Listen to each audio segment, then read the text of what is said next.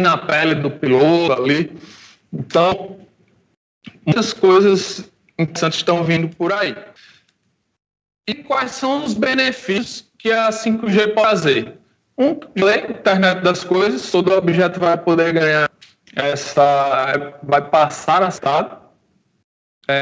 E cidades inteligentes também. O conceito de cidades inteligentes não é algo tão novo, já é um conceito que já vem popularizando aí ao longo dos últimos anos, mas a gente acaba num aspecto, que é o aspecto estrutural.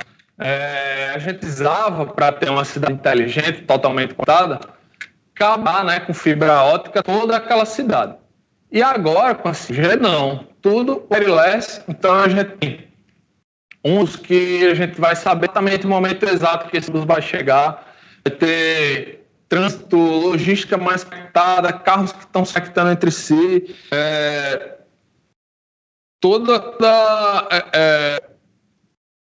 a eficiência, a gente vai ganhar muito em eficiência dentro dessas smart cities com a tecnologia de 5G.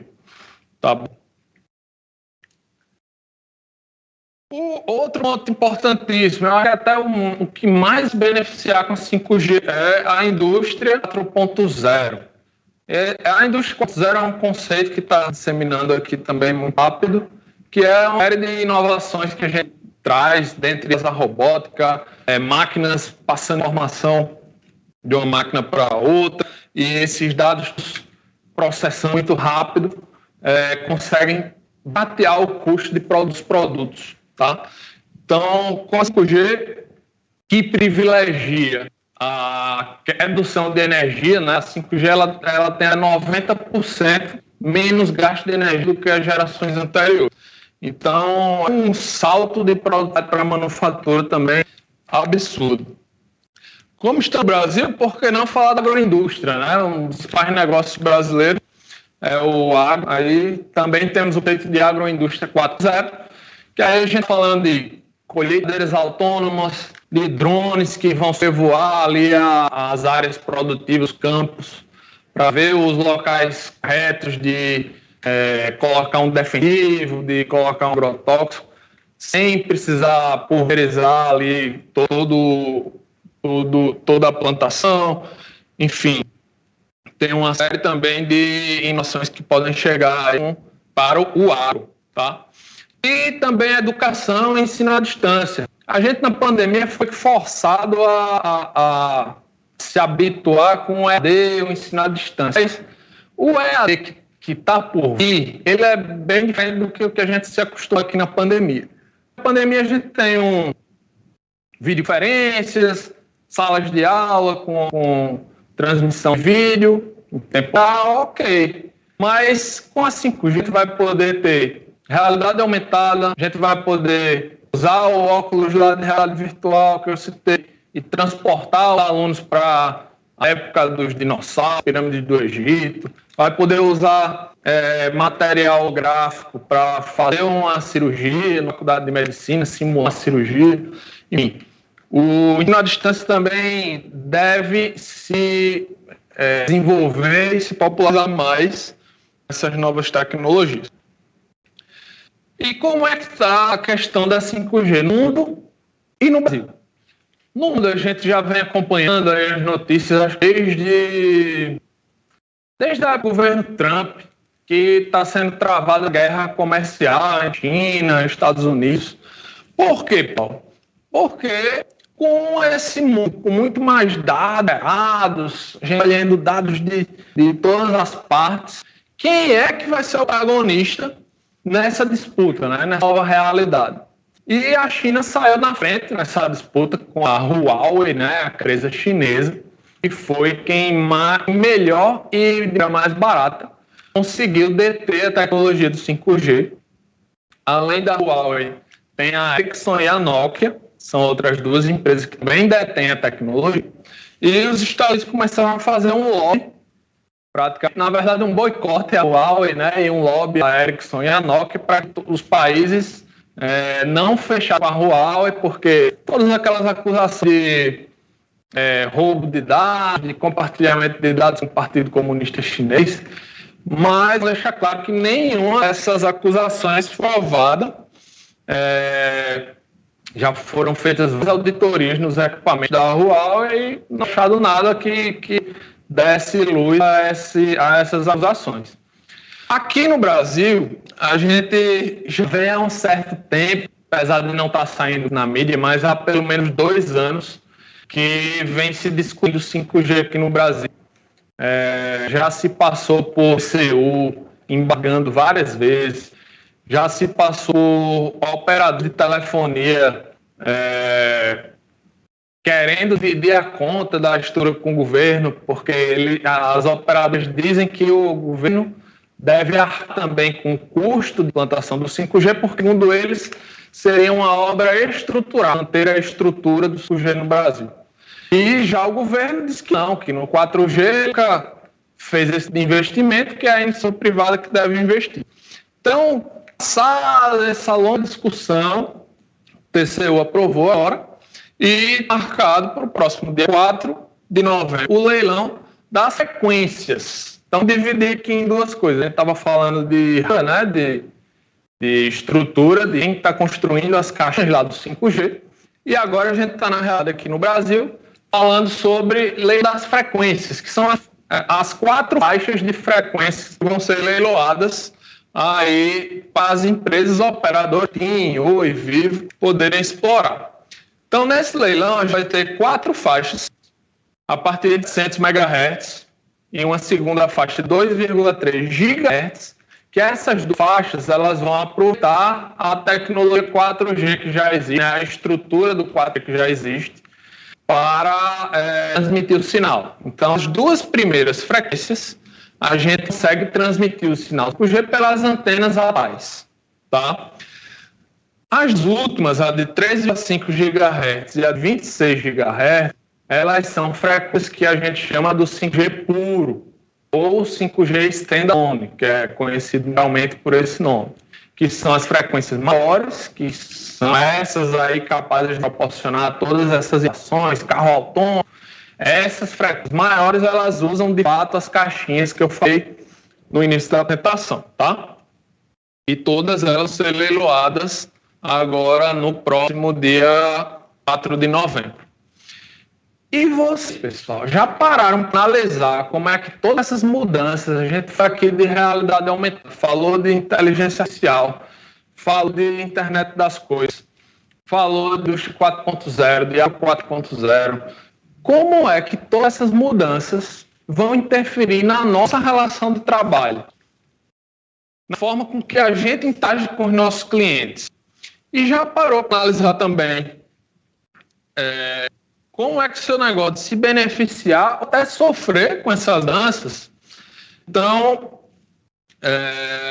aqui na Hub, né, a nossa empresa, a gente está sempre ligado nessas inovações, nessas mudanças. E a gente sempre tem os projetos atuais e projetos futuros.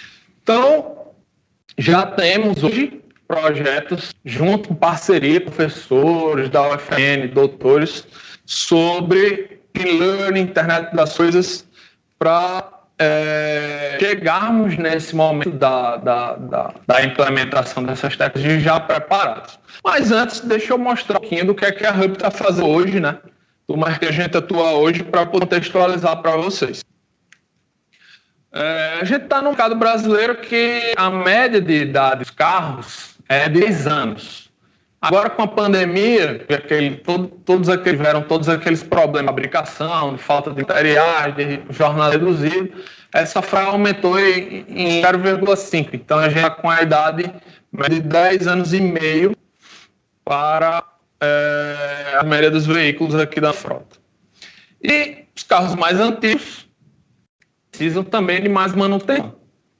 Então, hoje é um desafio localizar e vender peças com preço justo aqui no Brasil. Por quê? Porque a gente tem mais de 20 mil modelos diferentes transitando aqui em território nacional e cada um desses modelos tem mais de 50 mil peças que são feitas exclusivas para ele. Então tem uma noção aí da variedade de peças e a gente tem muita especificidade, muita variedade, acaba causando em algumas situações certo desabastecimento. Então, a gente está atuando no mercado de aftermarket que em 2018 movimentou 95 bilhões de reais, e aí o dado mais alarmante, só 2% desse 95 bi foram transacionados por meio de e-commerce. Então tem um mercado aí de 98% desse valor para explorar. Tá? E o problema, né, está no mercado que a gente tem alguns problemas que perduram aí há mais de 20 anos, como a não integração do setor, ser muito descentralizado, falta de padronização dos dados, a gente tem regionalismos, no Nordeste chama a peça de jeito, no Sul do país de outro jeito, no Norte chama de outro, enfim. Outro problema, comercialização de peças erradas. A gente tem um dado que 0% das peças comercializadas online no Brasil são devolvidas, são compradas erradas. Você espera ali, às vezes dias até ela chegar, quando ela chega, você está no carro, está errado, tem que devolver, comprar outra, por aí vai. E até uma não identificação dessa no mercado. Às vezes você procura, a depender do carro, você nem encontra na sua cidade, tem que buscar de fora, por aí. Por parte dos fornecedores, a gente percebe também estoques obsoletos. O fornecedor tenta ter estoque muito variado, muitas vezes ele acaba ficando com mercadoria parada ali na prateleira por muito tempo. E isso termina culminando na elasticidade do tempo de inclusão dos reparos, né? Termina caindo aqui no nosso solo esse problema. Aqui no Hub, a gente desenvolveu soluções para resolver esses problemas. E o usuário entra no nosso aplicativo, na nossa página, digita a placa do carro e a gente consegue identificar ano, modelo, versão, chassi, motorização. E com base nesse dado, a gente usa tecnologia Big Data para cruzar informações com estoques dos fornecedores e sim chegar na peça correta, de acordo com o modelo do veículo que está sendo solicitado ali através da nossa integração de busca por placa. Tudo isso com logística integrada, recebe casa, e o meio de pagamento também totalmente integrado dentro da plataforma. Então, hoje a gente conecta aqui oficinas, frotistas, seguradoras, locadoras, frotas públicas, associações de proteção veicular, são consumidores ou revendedores de autopeças, com a indústria, distribuidores, concessionários, importadores e varejistas. A gente é o elo de comunicação entre essas pontas. Tá? Hoje, nossa base de dados já conta com 300 mil itens, todos eles com foto, catalogados, ficha técnica, informações técnicas do fabricante. Tá? Aqui são algumas telas do sistema.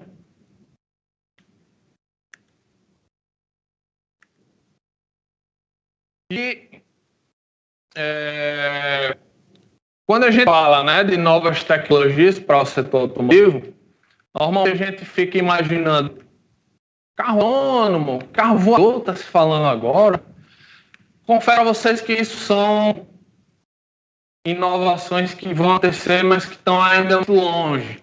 Tá? Mais próximo está o carro elétrico aí, nos próximos 10 anos a gente deve ter. Mas o autônomo ele tem 5 etapas. Tem 5 fases de automatização. Hoje, os Tesla mais evoluídos, eles ainda estão na terceira etapa. Então, para chegar na quinta, um chão muito grande, carro 100% autônomo, nenhuma intervenção humana, ele está um pouco longe. A gente aqui na Hub está produzindo uma solução voltada para o setor de reposição, que é o que impacta aqui mesmo no usuário e é o nosso core business aqui dentro da empresa. Então, a gente trabalhando já em parceria com professores, pesquisadores aqui da UFRN, já tem alguns estudos publicados para trazer essa solução que é o diagnóstico remoto, pessoal. Então, até trouxe aqui para vocês, não sei se a câmera vai conseguir pegar, um dispositivo bem parecido com esse que está aí na tela. Ele é uma espécie de uma tomada que a gente consegue esse dispositivo com baixíssimo custo. A gente importa as placas aqui da China a partir de R$17, a gente consegue fazer esse dispositivozinho aqui, tá? Então, é um scanner low cost, a gente conecta essa tubazinha dele aí no sistema de injeção eletrônica do carro. Todo carro produzido em 2008 para frente tem essa tomadinha aí que ele consegue encaixar. E o que é que a gente faz? Essa tomadinha se conecta com o nosso aplicativo e envia os dados do veículo, do que está acontecendo com aquele veículo naquele momento, permitindo aí para a gente a realização de análises, previsões, manutenção, verificação de consumo de combustível, níveis de poluição que aquele veículo está causando, prevenção também de questões críticas. A gente consegue até identificar eventualmente um recall que a fábrica precisa fazer, algum item que esteja em funcionamento, tá? E assim surge o conceito que a gente está explorando, que é a internet dos veículos inteligentes. Então, como eu disse, a gente consegue transformar qualquer veículo fabricado após 2008 em um veículo smart conectado com o nosso aplicativo e enviando dados para a indústria, para facilitar a vida do usuário. Então, essa detecção de problemas e falhas remotamente, ela pode se tornar um novo ecossistema totalmente disruptivo. Eu vou explicar cada um dos pontos em que essa inovação aí pode chegar, tornando a experiência de compra do consumidor muito mais rápida, prática, econômica, né, e previsível. Essa versão que a gente chama de 2.0, como é que vai funcionar? Hoje o cliente está chegando a época da revisão, ele se dirige até a oficina, deixa o carro dele, o pessoal recebe, faz uma análise, faz diagnóstico, elabora um orçamento, passa para o cliente verifica, prova, a oficina solicita essas peças nos distribuidores, se achar, muitas vezes não acha, demora mais, e termina sendo um processo um tanto quanto lento.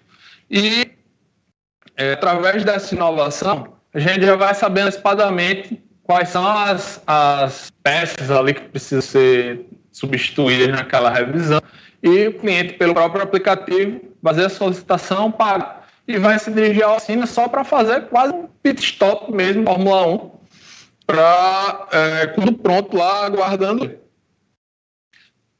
Para as oficinas mecânicas, melhor mundos, né? Ela vai enxugar custo também, já vai ter previsibilidade de tudo que vai acontecer, já vai estar com todo o aparato lá preparado para poder receber o carro do cliente e também girar o serviço de maneira mais rápida.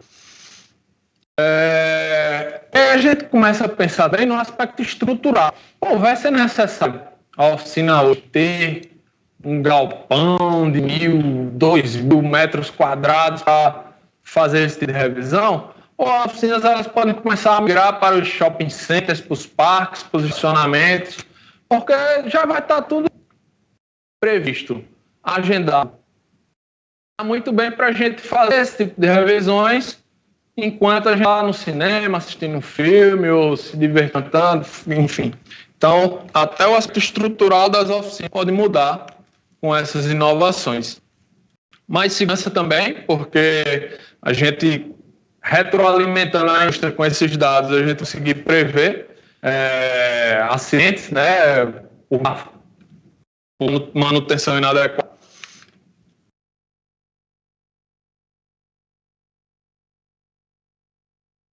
E também até uma tendência que está acontecendo agora, que são os carros por assinatura, né? A gente tem locadoras aí amplamente divulgando essa modalidade. Os carros por assinatura também tem se beneficiar muito, né, locadoras com essa inovação, porque vão passar a monitorar a forma de dirigir do usuário, prever também as revisões, garantir que o carro esteja no funcionamento enquanto ele está na mão ali do terceiro que está lá. Então é isso que nós somos, um hub de conexões entre os personagens da cadeia de autopeças. Aqui mais algumas imagens do nosso sistema. E aqui é um pouco da nossa trajetória, né? Em fevereiro de 2020 a gente entrou na pré-incubação, né? Ainda na fase 10, a gente entrou na pré-incubação lá no Inova Metrópole, a incubadora do Metrópole Digital. Em abril, fomos aprovados no edital do Banco do Nordeste, como um concurso, na verdade, assim como foi o Inova também. E esse ano participamos de 2 programas de aceleração que provavelmente sejam os 2 maiores de aceleração do Brasil, que é o Inova do Brasil e o Liga Ventures. Todos foram concluídos esse ano e no da Liga a gente teve uma premiação de melhor startup, né? Startup mais inovadora lá daquele processo de aceleração. Aqui, um pouco nosso time, a equipe faz acontecer aqui esse projeto. E muito obrigado a todos. Estou à disposição aqui para as perguntas, vamos bater um papo agora. Que também algumas notícias saíram na mídia com relação ao projeto, nossa startup. E estou à disposição de vocês, pessoal. Igor, primeiramente, muito obrigado aí pelo conteúdo, parabéns à sua empresa, pela sua trajetória e pelas inovações que você está levando para o mercado. Uma pergunta que surgiu aqui é como que os programas de aceleração beneficiaram a Hub para estar onde está hoje? Tá. Esses programas de aceleração, eles envolvem algumas etapas. Primeiro, a questão da capacitação. Muitas vezes quem está empreendendo e atropela algumas etapas, porque enfim, você está ali na correria disso, você quer fazer acontecer o negócio. Muitas vezes não para analisar os detalhes, para fazer um projeto, pensando em como você vender o melhor para investidores, para clientes, inclusive. Então, esses programas de aceleração, eles vão no foco do seu negócio e fazem você estabelecer um product market fit, saber a melhor maneira de abordar o seu cliente, saber a melhor maneira de você montar a sua marca para o mercado. Então, sou muito a favor desse tipo de programa. E sem contar com as conexões, né? Muitos desses programas lhe colocam com mentores lá de São Paulo, das empresas. Então, a gente teve mentores da Porto Seguro, teve mentores da Mercedes, grandes empresas que estão funcionários das empresas, executivos, pessoas que têm um tempo super corrido, mas se disponibilizam ali para participar desses programas para ajudar as startups. Então, é uma experiência bem válida. Igor, tem mais uma pergunta aqui, bem voltada para a Hub. Estão perguntando como que a Hub está se preparando para o mercado de carros elétricos e carros autônomos. Como você está trabalhando com reposição de peças, como que a Hub vai se planejar para isso? Você falou há pouco tempo de como é o funcionamento de um carro autônomo, mas no caso da Hub, está se preparando para esses 2 mercados. Tá. O carro elétrico, ele tem uma quantidade de peças um pouco menor que o carro a combustão. Só o motor do carro a combustão, ele tem um contingente de peças muito grande. Mas a gente fez um levantamento e o mercado não deve mudar na questão estrutural da relação concessionária e mercado de reposição. O que acontece? Hoje, normalmente, você compra um carro zero, você mantém as revisões na concessionária só quanto seu carro está na garantia. Quando sai da garantia, até pelos preços que são praticados altos, normalmente você busca uma oficina de confiança e faz seus serviços de maneira por conta própria, né? Sem continuar levando na concessionária. Os carros, em média, têm tempo de garantia de 2, 3 anos. Então, levando em consideração a idade média, que é 10,5, então a gente tem mais de 70% da vida útil aí dos nossos carros da nossa frota para explorar.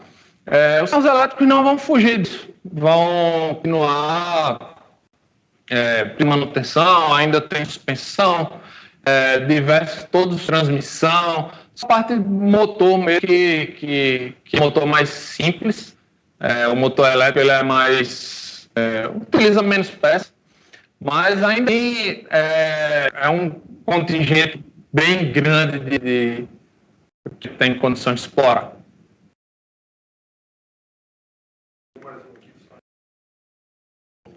O quanto indústrias automotivas estão receptivas para as suas inovações e qual a estratégia pegar até os grandes players nacionais? Para suas inovações, as minhas... No caso, as inovações de Igor Mesquita. Tá, da Hub mesmo. Na verdade, a gente atua no segmento que a indústria montadoras não atuam, que é o setor aftermarket. A indústria, a Fiat, a Ford, a AM, ela atua ali, o core dela é venda de veículos, zero, e tem ali aquele pós-venda de, como eu falei, de 2 a 3 anos. Quando o carro atinge ali fora de garantia, já a expectativa da montadora sobre esses veículos cai drasticamente. Então, a gente atua justamente nessa cuna aí, que é quando o consumidor está, vamos dizer, sem o apoio da concessionária, mais o que é que ele faz? Autopeças é uma compra técnica. A gente percebe bastante isso ao longo dos anos, até pela experiência do nosso dia a dia. O consumidor não se sente muito confiante de comprar a ponta própria, mesmo ele sabendo que às vezes quando online vai ser mais barato, ele prefere procurar uma oficina justamente para não ter essa dor de cabeça de comprar errado e tudo. Mas como todos os segmentos, a onda tecnológica está chegando e com força. Então, aquele número de 2018 que era 2%, hoje saiu um agora recente, essa semana já aumentou para 6%. Então, a gente tem um aumento da expectativa do online de autopeças de triplicou, né, praticamente em um ano. E essas ações é que a gente acredita que vão fazer com que a compra que era técnica, que o consumidor tinha medo de comprar, vai perder esse medo agora, porque ele está comprando essa do carro dele, que a Hub está garantindo que digitando a placa, ele vai comprar a peça certa, porque a gente já identificou o carro dele previamente.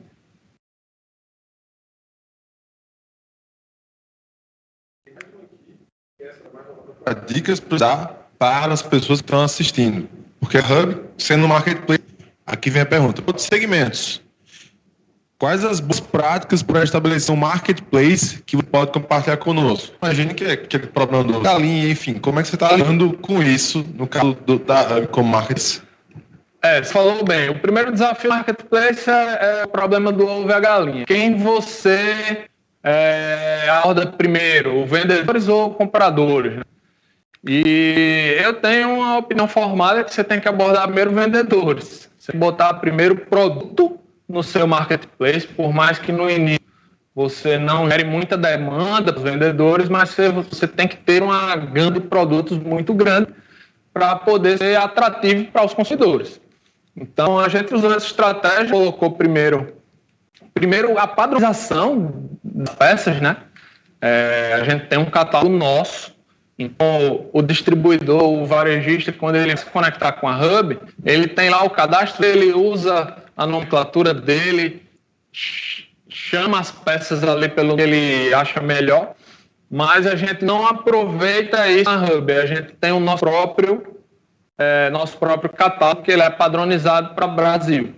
Então, quando ele manda para a gente faz uma comparação de dados e a gente vê, esse produto que ele mandou é igual a esse nosso. Então, o que vale é o nosso. A gente só importa a quantidade e preço desse fornecedor. Então, o principal indica que eu posso dar é ter organização com relação aos produtos que estão sendo expostos lá. A gente tem alguns exemplos aqui, por exemplo, o Mercado Livre, ele funciona ok, mas ele é muito aberto, né? Qualquer usuário pode ir lá e digitar do jeito que quiser. E isso gera alguns probleminhas dia a dia e algumas desconfianças por parte dos consumidores. Já a Amazon, B2W, por exemplo, são marketplaces que já usam a mesma metodologia que a gente está usando. Se você quer anunciar uma geladeira, ok, a gente tem geladeira aqui, Brastemp, com todas as especificações técnicas aqui no nosso cadastro. Você informa para a gente que tem, qual é o seu preço, que sobe lá no nosso marketplace. Então, eu sou adepto disso, de organizar, porque hoje o consumidor está cada dia mais exigente e as compras online elas têm que ser práticas, não podem ligar transtorno, porque nessa etapa de transição de geração, né, para uma geração mais antiga que faz a primeira compra online no seu segmento, no seu nicho específico, e ela for frustrada, isso pode causar que ele compre pela segunda vez. Então, focar na melhor experiência do usuário, eu acho que é o caminho.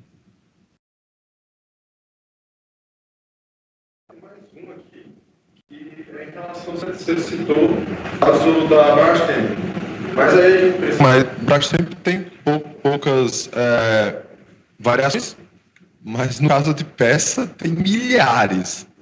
Na Hub, então resolve o problema? Sim, é um desafio, né? A gente tem hoje mapeados mais ou menos 320 indústrias e a gente está coletando os dados de todas elas. Hoje já temos mais de 300 mil peças, mas nosso foco aí é chegar em 1 milhão de peças aí ano que vem. E só para você ter uma ideia da descentralização e da variedade desse mercado.